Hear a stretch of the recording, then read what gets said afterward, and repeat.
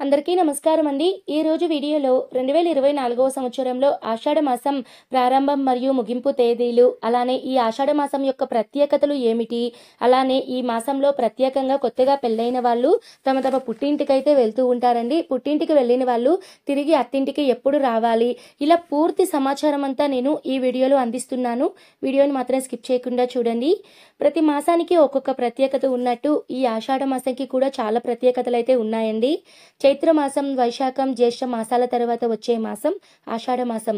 ఇది ఋతుపవనాల ఆగమనాన్ని అయితే సూచిస్తుందండి. ఈ మాసాన్ని శూన్యమాసం అనే పేరుతో కూడా పిలుస్తారు. ఈ మాసంలో తీర్థయాత్రలకు అత్యంత ప్రీతికరమైనదిగా చెప్తూ ఉంటారండి.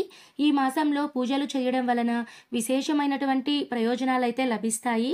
ఈ ఆషాఢంలో సూర్యుడు దక్షిణ దిశగా సంచరిస్తూ కర్కాటక రాశిలోకైతే అడుగు పెడతాడండి. ఎంతో విశేషమైనటువంటి చాతుర్మాస్య దీక్ష 4 నెలల పవిత్ర కాలం ఈ ఆషాఢ మాసంలో శయన ఏకాదశి నాడునైతే ప్రారంభమవుతుంది. మొదటి ఏకాదశి అనే పిలువబడే శయన ఏకాదశి అంటే మనం తొలి ఏకాదశి అని కూడా పిలుస్తూ ఉంటామండి. మాసంలోనే శుక్లపక్షంలో 11వ రోజునైతే జరుపుకుంటామండి. ఈ మాసంని మనం శూన్యమాసం అని పిలుచుకుంటాం కదా అండి. ఈ మాసంలో వివాహాలు కానీ, గృహప్రవేశాలు కానీ, సొంతింటికి సంబంధించిన ఎలాంటి పనులు కూడా అస్సలు చేయరండి.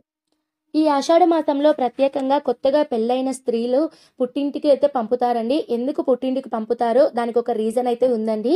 కొత్తగా పెళ్ళైన జంటలు కలిసి ఉండేందుకు వీలు లేకుండా ఈ ఆషాఢ మాసంలో కనుక గర్భం దాలిస్తే ఎండాకాలంలో పిల్లలు పుడతారు అని, ఈ సమయంలో వేడి కారణంగా బిడ్డ మరియు తల్లి ఆరోగ్య సమస్యలకు గురవుతుందని, ఆషాఢ మాసం తర్వాత వచ్చే శ్రావణ మాసంలో దంపతులు మళ్ళీ ఒకటవుతారండి. ఈ మాసంలో అత్తగారు కోడలు విడివిడిగా ఉంటే వారి మధ్య సత్సంబంధాలు నెలకొంటాయి అని ఒక నమ్మకం కూడా ఉందండి. అందుకే కోడలు ఆషాఢ మాసంలో తల్లిగారింటికైతే వెళ్తూ, అంతేకాకుండా ఈ ఆషాఢ మాసంలో గుప్త నవరాత్రులు అంటే వారాహి నవరాత్రులను కూడా మనము ఈ ఆషాఢ మాసంలో అయితే మనం జరుపుకుంటామండి. గురువుల ఆశీస్సులు పొందేందుకు ఆషాఢ మాసం పౌర్ణమి రోజున గురు పౌర్ణమి అంటే వ్యాస పౌర్ణిమ పండుగనైతే జరుపుకుంటాము.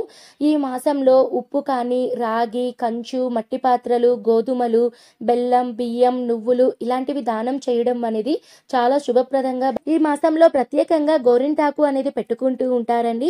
ఎందుకు గోరింటాకు పెట్టుకుంటారు అంటే దానికి ఒక సైంటిఫిక్ రీజన్ అయితే ఉందండి. గోరింటాకులో యాంటీ బ్యాక్టీరియల్ మరియు యాంటీ ఫంగల్ లక్షణాలు అనేటివి కలిగి ఉంటుంది. ఈ ఆషాఢ మాసంలో వాతావరణంలో మార్పుల వలన చర్మంపై ప్రభావం అనేది చూపుతుందండి. అలా చర్మానికి సంబంధించిన సమస్యలు అనేటివి రాకుండా ఉండేందుకు ఈ గోరింటాకునైతే ఎక్కువగా అయితే ఈ ఆషాఢ మాసంలో అయితే పెట్టుకుంటూ ఉంటారండి. ఇంత విశేషమైనటువంటి ఆషాఢ మాసం 2024వ సంవత్సరంలో ఎప్పుడు వచ్చింది, ప్రారంభం మరియు ముగింపు తేదీలు నేను ఇప్పుడు ఆషాఢ మాసం ప్రారంభం మరియు ముగింపు తేదీలు శ్రీ క్రోధినామ సంవత్సరం ఉత్తరాయణం గ్రీష్మ ఋతువు ఆషాఢ మాసం శుక్ల పాడ్యమి తేదీ జూలై 6వ తేదీన శనివారం రోజు నుంచి ముగింపు తేదీ వచ్చేసి ఆగస్టు 4వ తేదీ ఆదివారం రోజుతో మనకి అమావాస్య తిథితో ఆషాఢ మాసం అనేది ముగుస్తుందండి.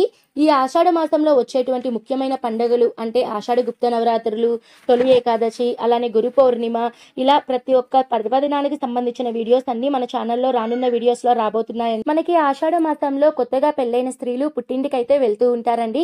మళ్ళీ ఎప్పుడు తిరిగి అత్తగారింటికి వెళ్ళాలి అంటే మనకి ఆషాఢ మాసం జూలై 6వ తేదీ నుంచి ఆగస్టు 4వ తేదీ వరకు అయితే మనకి ఆషాఢ మాసం అయితే ఉందండి. ఆగస్టు 5వ తేదీ 6వ తేదీన మనకి శుక్రమౌఢ్యమి అనేది త్యాగం అవుతుందండి. అంటే శుక్రమౌఢ్యం అనేది ముగుస్తుంది. కాబట్టి 5వ తేదీ 6వ తేదీ కూడా మీరు అత్తగారింటికి అయితే వెళ్ళకూడదండి. మనకి 7వ తేదీ నుంచి మనకి ఎలాగో శ్రావణ మాసం అనేది స్టార్ట్ అవుతుంది. కాబట్టి శ్రావణ మాసంలో వచ్చేటువంటి రోజులన్నీ కూడా చాలా మంచి రోజులండి. శ్రావణ మాసంలో మీరు మొదటి వారంలో 7వ తేదీ పైన ఎప్పుడైనా సరే మీరు అత్తగారింటికి అయితే వెళ్ళొచ్చండి. మీకు ఇంకా ఎవరికైనా సరే సందేహాలు ఉంటే మీరు కామెంట్ చేయండి. ఈ వీడియోలో ఆషాఢ మాసం ఎప్పుడు వచ్చింది, ఆషాఢ మాసం యొక్క విశేషత ఏమిటి, ప్రతి ఒక్కటి క్లియర్ గా తెలియజేశాను కదా అండి. నేను మరో మంచి వీడియోతో మీ ముందుంటాను. ఈ వీడియో కనుక మీకు నచ్చితే తప్పకుండా లైక్ చేయండి. ఓకే అండి. సర్వే జన సుఖినో భవంతు. స్వస్తి.